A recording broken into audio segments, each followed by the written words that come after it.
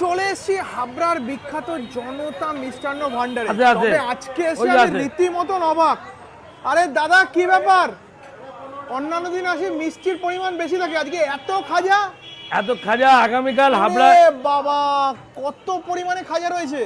আগামীকালকে দীঘায় জগন্নাথ দেবের যে মন্দির উদ্বোধন হচ্ছে, আচ্ছা সেই উপলক্ষে হাবড়ায় জগন্নাথ দেবের যজ্ঞ পালিত হচ্ছে আচ্ছা হাবড়ার 24টা ওয়ার্ডে। আচ্ছা এবং সেই সঙ্গে ব্যবসায়ী সমিতির পক্ষ থেকে একটা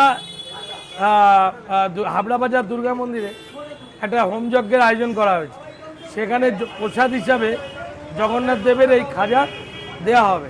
আচ্ছা, সেই জন্যই মানে এই খাজার বরাত তোমরাই পেয়েছো তাই তো? হ্যাঁ, ওরে বাবা বিশাল জয় জগন্নাথ। বিশাল স্যার, এই কোয়ান্টিটি কিন্তু আমি ইউটিউবার এখানে ভিডিও খাজা আমি দেখতে পাচ্ছি।